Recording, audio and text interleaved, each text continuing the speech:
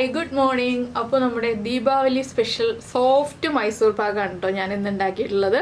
അപ്പോൾ എല്ലാവരും ഈ ഒരു റെസിപ്പി ഉണ്ടാക്കി നോക്കണം. ഉണ്ടാക്കി നോക്കാൻ വളരെ എളുപ്പമാണ്. നമ്മുടെ വീട്ടിലുള്ള കുറച്ച് ഇൻഗ്രീഡിയൻസ് മതി, കുറച്ച് സമയവും മതി, ഒരുപാട് സമയമൊന്നും വേണ്ട. ഉണ്ടാക്കി നോക്കാൻ വളരെ എളുപ്പമാണെന്ന് പറഞ്ഞാൽ എന്താണെന്ന് വെച്ചാൽ അധിക സമയം എടുക്കുന്ന പ്രോസസ്സിൽ കൂടിയും നമുക്ക് മൈസൂർ പാക്ക് ഉണ്ടാക്കാം, കുറച്ച് സമയം എടുക്കുന്ന പ്രോസസ്സിൽ കൂടിയും നമുക്ക് മൈസൂർ പാക്ക് ഉണ്ടാക്കാം. ഇത് എല്ലാവർക്കും എളുപ്പത്തിൽ ഉണ്ടാക്കാൻ പറ്റുന്ന രീതിയിലാണ് ഞാനിപ്പോൾ നിങ്ങളെ കാണിച്ചു തരാൻ പോകുന്നത്. അപ്പോൾ സോഫ്റ്റ് ആണോ എന്നുള്ള സംശയമൊന്നും വേണ്ട. ഇതാ കയ്യിലെടുക്കുമ്പോൾ തന്നെ വിട്ട് വരുന്ന രീതിയിൽ, വളരെ സോഫ്റ്റായിട്ട് പൊടിഞ്ഞു വരുന്ന രീതിയിൽ, നമ്മൾ വായിലിട്ടാൽ അലിഞ്ഞു പോകുന്ന രീതിയിൽ, അത്രയ്ക്ക് സോഫ്റ്റ് ആയിട്ടുള്ള രീതിയിലാണ് ഞാൻ ഉണ്ടാക്കിയിട്ടുള്ളത്. അപ്പോൾ എങ്ങനെയാണ് നമുക്ക് സോഫ്റ്റ് മൈസൂർ പാക്കിൻ്റെ റെസിപ്പി ഒന്ന് കണ്ടാലോ? നമുക്ക് നമ്മുടെ ഇൻഗ്രീഡിയൻസ് നോക്കാം. ഞാനിപ്പോൾ 1 കപ്പ് കടലമാവ് എടുത്തിട്ടുണ്ട്. അതിലേക്ക് 1.5 കപ്പ് പഞ്ചസാരയും 1.5 കപ്പ് നെയ്യും എടുത്തിട്ടുണ്ട്. നെയ്യ് മെൽറ്റ് ചെയ്ത് കഴിഞ്ഞിട്ടുള്ള അളവാണ് 1.5 കപ്പ് എന്നുള്ളത്. അപ്പോൾ നിങ്ങൾ ചൂടുവെള്ളത്തിൽ നെയ്യുടെ ബോട്ടിൽ ഇറക്കി വെച്ച് ഒന്ന് മെൽറ്റ് ചെയ്തിട്ട് 1.5 കപ്പ് അളവെടുക്കുക. എല്ലാം 240 ml കപ്പിലാണ് കേട്ടോ ഞാൻ അളന്നെടുത്തിരിക്കുന്നത്. അപ്പോൾ ആദ്യം നമുക്ക് ഈ കടലമാവ് ഒന്ന് ഡ്രൈ റോസ്റ്റ് ചെയ്തെടുക്കണം. അത് ഡ്രൈ റോസ്റ്റ് ചെയ്യുന്നതിന് മുന്നേ കടലമാവ് ഒന്ന് അരിച്ചെടുക്കുക. എന്താണെന്ന് വെച്ചാൽ കടലമാവിൽ ചെറിയ കട്ടകളൊക്കെ ഉണ്ടാവും, അതൊന്ന് ഉടച്ചെടുക്കണം. അപ്പോൾ നമുക്ക് ആദ്യം കടലമാവ് ഒരു പാനിലേക്ക് അരിച്ചെടുക്കുക. നല്ല കട്ടിയുള്ള പാനിൽ വേണം കടലമാവ് ഡ്രൈ റോസ്റ്റ് ചെയ്യാനായിട്ട്. അപ്പോൾ ഞാനൊരു പാൻ ചൂടാക്കാൻ വെച്ചിട്ടുണ്ട്. നന്നായിട്ട് ചൂടായിട്ടില്ല, ചെറുതായിട്ട് ചൂടായിട്ടേ ഉള്ളൂ. ഇതിലേക്ക് നമുക്ക് കടലമാവ് ഒരു അരിപ്പയിൽ കൂടി അരിച്ചിട്ട് കൊടുക്കാം. ഇനി നന്നായിട്ടൊന്ന് അരിച്ചെടുക്കുക. അപ്പോൾ നമുക്ക് മിക്സ് ചെയ്യാൻ എളുപ്പമായിരിക്കും. കടലമാവ് അരിച്ചാണ് നമ്മൾ ചേർക്കുന്നതെങ്കിൽ കടലമാവിലുള്ള ആ തരികളൊക്കെ മാറിയിട്ടുണ്ടെങ്കിൽ നമുക്ക് എളുപ്പത്തിൽ മിക്സ് ചെയ്തെടുക്കാം. കടലമാവ് ഒരുപാട് സമയം കുക്ക് ചെയ്യുകയും ചെയ്യരുത് കേട്ടോ. കടലമാവിന് വളരെ കുറച്ച് കുക്കിംഗ് ടൈമേ ഉള്ളൂ. അപ്പോൾ കണ്ടോ കടലമാവിൽ ഇതുപോലെ ചെറിയ കട്ടകളൊക്കെ ഉണ്ട്, അത് നമ്മളൊന്ന് ഉടച്ചു കൊടുക്കുക. ഇനിയിപ്പോൾ നമുക്ക് കടലമാവ് ചെറിയ തീയിൽ വെച്ചിട്ട് ഒന്ന് ഡ്രൈ റോസ്റ്റ് ചെയ്യാം. ഒരു 2-3 മിനിറ്റ് മതി, ഒരുപാട് സമയം വേണ്ട. ചെറിയ ഫ്ലെയിമിലായിരിക്കണം, വലിയ ബർണറിൽ വെക്കരുത്. നമ്മൾ ഈ ഒരു മൈസൂർ പാക്ക് ഉണ്ടാക്കുമ്പോൾ എപ്പോഴും ചെറിയ ഫ്ലെയിമിൽ വെച്ചിട്ട് വേണം കുക്ക് ചെയ്തെടുക്കാൻ. ഈ കടലമാവിൽ നിന്ന് ഒരു 3 മിനിറ്റ് കഴിയുമ്പോൾ നല്ലൊരു മണം വരും കേട്ടോ. കടലമാവ് ചെറുതായിട്ട് ചൂടായി കുക്കായി വരുന്നതിൻ്റെ നല്ലൊരു മണം വരും. അതുവരെ നമ്മളൊന്ന് ഇളക്കി കൊടുത്തുകൊണ്ടേ ഇരിക്കുക. അപ്പോൾ ഞാനിത് ഇളക്കി കുക്ക് ചെയ്തെടുക്കട്ടെ. ഇപ്പോൾ നമ്മുടെ കടലമാവ് കുക്കായതിൻ്റെ നല്ലൊരു മണം വരുന്നുണ്ട്. ഞാൻ ഫ്ലെയിം ഓഫ് ചെയ്യാണ്. ഇനി ഈ പാനിൽ തന്നെ വെക്കരുത്, നമ്മൾ വേഗം തന്നെ ഒരു ബൗളിലേക്ക് മാറ്റുക. എന്താണെന്ന് വെച്ചാൽ ഈ പാനിൻ്റെ ചൂടുകൊണ്ട് വീണ്ടും കടലമാവ് കുക്കായി കളറ് മാറിപ്പോവും. അപ്പോൾ നമ്മുടെ മൈസൂർ പാക്കിൻ്റെ കളറ് മാറും. അതുകൊണ്ട് നമ്മൾ വേഗം തന്നെ വേറൊരു ബൗളിലേക്ക് മാറ്റുക. ഞാനിതൊരു ബൗളിലേക്ക് മാറ്റട്ടെ. നമ്മൾ റോസ്റ്റ് ചെയ്തെടുത്ത കടലമാവ് ഞാനൊരു ബൗളിലേക്ക് മാറ്റിയിട്ടുണ്ട്. ഇതിലേക്ക് ഇനി നമ്മൾ മെൽറ്റ് ചെയ്ത് വെച്ചിരിക്കുന്ന നെയ്യ് ഉണ്ടല്ലോ, അതൊരു 3/4 കപ്പ് എടുക്കുക. 3/4 കപ്പ് നെയ്യ് എടുത്തിട്ട് നമ്മൾ ഈ ഒരു കടലമാവിലേക്ക് ചേർത്ത് മിക്സ് ചെയ്ത് വയ്ക്കുക. ഇതും ഒട്ടും കട്ടയില്ലാതെ മിക്സ് ചെയ്ത് വെക്കണം. ഇതപ്പോൾ നമ്മളൊരു വിസ്കോ അല്ലെങ്കിൽ ഒരു ഫോർക്കോ യൂസ് ചെയ്തിട്ട് മിക്സ് ചെയ്യാം കേട്ടോ.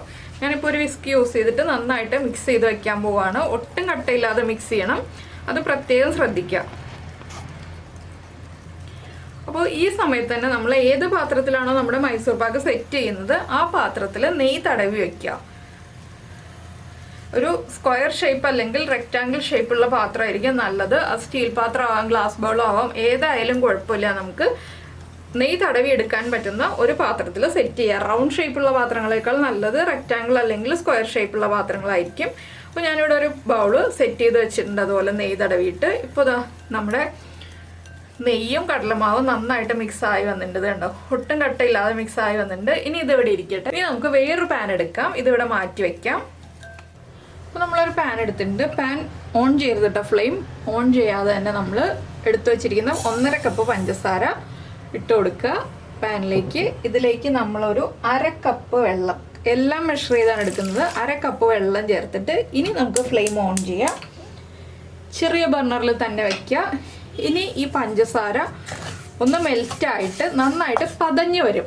ആ പതയൊന്ന് അടങ്ങി വരണം. അതാണ് നമ്മുടെ കറക്റ്റ് ഷുഗർ സിറപ്പിൻ്റെ കൺസിസ്റ്റൻസി. അപ്പോൾ വൺ സ്ട്രിങ് കൺസിസ്റ്റൻസി അല്ല, പഞ്ചസാര നന്നായിട്ട് പതഞ്ഞതിന് ശേഷം പത അടങ്ങി വരണം.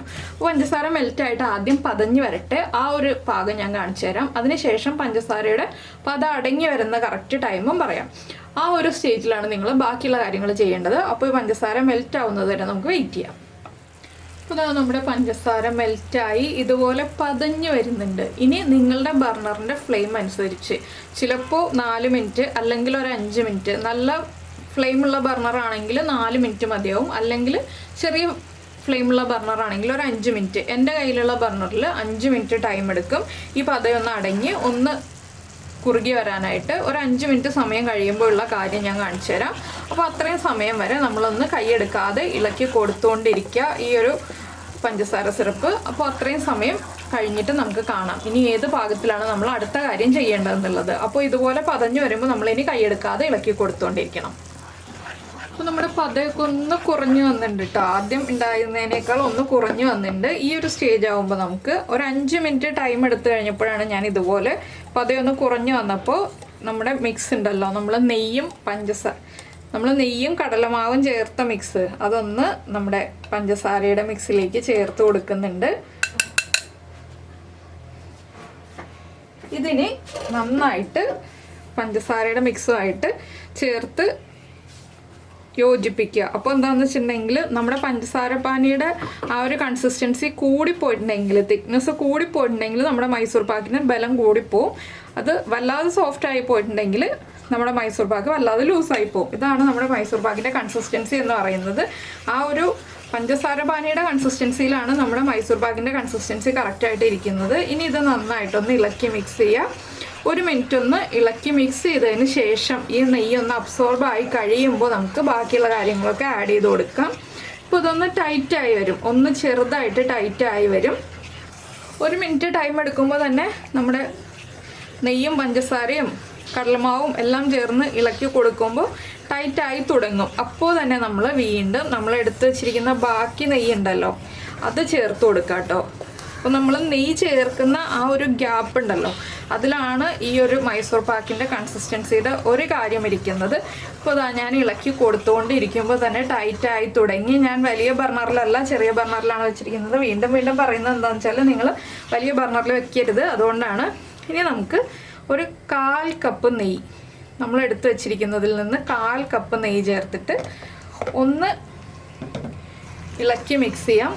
ഒരു 2 മിനിറ്റ് കൊണ്ട് തന്നെ ഈ നെയ്യ് മുഴുവനും ഈ ഒരു കടലമാവ് അബ്സോർബ് ചെയ്യും. 2 മിനിറ്റ് ടൈം മതി നിങ്ങളുടെ ഫ്ലെയിം കറക്റ്റ് ആണെന്നുണ്ടെങ്കിൽ. അപ്പോൾ നമുക്കിനി വീണ്ടും ഇളക്കി മിക്സ് ചെയ്തെടുക്കാം. നന്നായിട്ട് കൈയെടുക്കാതെ ഇളക്കി കൊടുത്തുകൊണ്ടിരിക്കുക കേട്ടോ. ഇത് പ്രത്യേകം ശ്രദ്ധിക്കുക. ഒരേ ഡയറക്ഷനിൽ നമ്മൾ കൈയെടുക്കാതെ ഇളക്കി കൊടുത്തുകൊണ്ടിരുന്നുണ്ടെങ്കിൽ വേഗം തന്നെ അബ്സോർബായി തുടങ്ങും. ഇപ്പോൾ തന്നെ കണ്ടില്ലേ നമ്മൾ ഒഴിച്ച നെയ്യൊക്കെ അബ്സോർബായി തുടങ്ങുന്നുണ്ട്. ഇത് കുറച്ച് സമയം ഒന്നെടുക്കും എന്ന് മാത്രമേ ഉള്ളൂ. കുറച്ച് സമയം എടുത്തു കഴിയുമ്പോൾ നമ്മുടെ പ്രോസസ്സ് നമ്മൾ വീണ്ടും റിപ്പീറ്റ് ചെയ്യുക. ഇങ്ങനെ കുറച്ച് സമയം എടുത്തിട്ടാണ് നമ്മൾ ഈ ഒരു മൈസൂർ പാക്ക് ഉണ്ടാക്കുന്നത്. ഒരു 10-12 മിനിറ്റ് ഉണ്ടെങ്കിൽ നമുക്ക് മൈസൂർ പാക്ക് റെഡിയാക്കി എടുക്കാം. ഇതാ നമ്മുടെ നെയ്യൊക്കെ അബ്സോർബായി തുടങ്ങി, കണ്ടോ. ഞാൻ ഫ്ലെയിം ഒന്ന് കുറച്ചിട്ട് നിങ്ങൾക്ക് കൺസിസ്റ്റൻസി കാണിച്ചു തരാം. നെയ്യ് അബ്സോർബായി കഴിഞ്ഞു. ഇനി നമുക്ക് വീണ്ടും ഒരു 1/4 കപ്പും കൂടി നെയ്യ് ചേർത്തിട്ട് ഒരു 2 മിനിറ്റും കൂടി ഒന്ന് വീണ്ടും ഇളക്കി കൊടുക്കാം. ഇങ്ങനെയുള്ള ഒരു ഇളക്കൽ എന്ന് പറയുന്നത് മാക്സിമം ഒരു 6 മിനിറ്റ് മതി കേട്ടോ. 6 മിനിറ്റിൽ കൂടുതൽ നിങ്ങൾ ഇളക്കേണ്ട. അപ്പോൾ ഈ ഒരു പ്രോസസ്സ് ചെയ്യുന്നതിന് മുന്നേ തന്നെയായിട്ട് നമ്മൾ നമ്മുടെ നെയ്യ് തടവിയ ബൗള് കറക്റ്റാക്കി വെക്കുക. ബൗളാണെങ്കിലും പ്ലേറ്റ് ആണെങ്കിലും എന്താണെങ്കിലും നമ്മൾ കറക്റ്റാക്കി വെക്കുക. ഇനി നമ്മൾ ചൂടോടുകൂടി നമ്മളിത് സെറ്റ് ചെയ്യാൻ വയ്ക്കും. ചൂടോടുകൂടി സെറ്റ് ചെയ്യാൻ വയ്ക്കണം. അതുകൊണ്ടാണ് ഇപ്പോൾ ഇതാ വീണ്ടും നമ്മുടെ നെയ്യൊക്കെ അബ്സോർബായി തുടങ്ങി.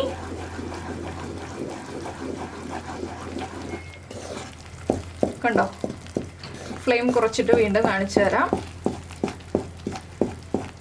കണ്ടോ, നെയ്യ് അബ്സോർബായി കഴിഞ്ഞു. ഇനി നമുക്ക് വീണ്ടും നമ്മുടെ ബാക്കിയിരിക്കുന്ന 1/4 കപ്പ് നെയ്യും കൂടി ഒഴിച്ചു കൊടുക്കാം. നെയ്യ് മുഴുവൻ ഞാൻ ഒഴിച്ചിട്ടുണ്ട്. ഫ്ലെയിം കുറച്ച് വെച്ചിട്ടാണ് കേട്ടോ ഞാൻ ഇത്രയും സമയം എടുത്ത് നെയ്യ് ഒഴിക്കുന്നത്. നിങ്ങൾ ഫ്ലെയിം കുറച്ച് വെച്ചിട്ട് തന്നെ നെയ്യ് ഒഴിക്കുക. ഇനി വീണ്ടും ഒരു 2 മിനിറ്റ് അല്ലെങ്കിൽ 3 മിനിറ്റ് നിങ്ങളുടെ പാനിലുള്ള നെയ്യ് അബ്സോർബ് ആവുന്ന ടൈം. അതെന്താണെന്ന് വെച്ചാൽ നമ്മൾ ലാസ്റ്റ് ഒഴിക്കുമ്പോൾ നെയ്യ് മുഴുവൻ ഒഴിക്കുമല്ലോ, അതുകൊണ്ടാണ് ഞാൻ 2 മിനിറ്റ് അല്ലെങ്കിൽ 3 മിനിറ്റ് എന്ന് പറയുന്നത്. നിങ്ങളുടെ പാനിലുള്ള ആ നെയ്യ് ഒന്ന് അബ്സോർബ് ആവുന്ന ടൈം വരെ ഒന്ന് നന്നായിട്ട് ഇളക്കി മിക്സ് ചെയ്യുക. അപ്പോൾ എല്ലാവർക്കും ഈ ഒരു റെസിപ്പി ഇഷ്ടമായിട്ടുണ്ടാവുമെന്ന് വിചാരിക്കുന്നു. ഇഷ്ടമായിട്ടുണ്ടെങ്കിൽ ഉറപ്പായിട്ടൊന്ന് സബ്സ്ക്രൈബ് ചെയ്ത് സപ്പോർട്ട് ചെയ്യണേ നമ്മുടെ ചാനൽ. സബ്സ്ക്രൈബ് ചെയ്യുന്നതിന് ഈ വീഡിയോയുടെ താഴെയുള്ള റെഡ് സബ്സ്ക്രൈബ് ബട്ടൺ ഒന്ന് ക്ലിക്ക് ചെയ്യുക. അതിൻ്റെ റൈറ്റ് സൈഡിലുള്ള ബെൽ ഐക്കണും ക്ലിക്ക് ചെയ്യുക. അപ്പോൾ ഓൾ എന്ന് പറഞ്ഞിട്ടൊരു ഓപ്ഷൻ കാണാം. ആ ഓളും കൂടി പ്രസ് ചെയ്തിട്ടുണ്ടെങ്കിൽ ഞാൻ എപ്പോഴും വീഡിയോ അപ്ലോഡ് ചെയ്യുമ്പോൾ നിങ്ങൾക്ക് നോട്ടിഫിക്കേഷൻ വരും. അപ്പോൾ ഈ ഒരു റെസിപ്പി നിങ്ങൾ ഇതുപോലെ ട്രൈ ചെയ്ത് നോക്കിയിട്ടില്ലെങ്കിൽ ഉറപ്പായിട്ടും ഈ ഒരു ദീപാവലിക്ക് ട്രൈ ചെയ്ത് നോക്കാൻ പറ്റിയ ഈസി ആയിട്ടുള്ള റെസിപ്പിയാണ്. അപ്പോൾ എല്ലാവരും ട്രൈ ചെയ്ത് നോക്കിയിട്ട് ഫീഡ്ബാക്ക് ഒക്കെ അറിയിക്കുക. അതുപോലെ കുട്ടികൾക്കൊക്കെ ഉണ്ടാക്കി കൊടുത്തിട്ട് ഇഷ്ടമായോ ഇല്ലയോ എന്നൊക്കെ പറയാം കേട്ടോ. ഇതാ നെയ്യൊക്കെ അബ്സോർബ് ആയി കഴിഞ്ഞു, പാനിൽ നിന്ന് വിട്ട് വന്നു തുടങ്ങി. 2 മിനിറ്റ് ആയി. ഇനി ഒരു മിനിറ്റും കൂടി ഞാൻ ഇളക്കുന്നുണ്ട്. മൊത്തം 3 മിനിറ്റാണ് നമ്മൾ ലാസ്റ്റ് നെയ്യ് ചേർത്തിട്ട് ഇളക്കി കൊടുക്കുന്നത്.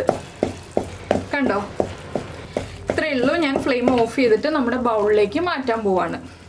അപ്പോൾ നമ്മുടെ നെയ്യ് തടവിയ ബൗളിലേക്ക് ഞാൻ നമ്മുടെ മൈസൂർ പാവിൻ്റെ മിക്സ് ഒഴിച്ചു.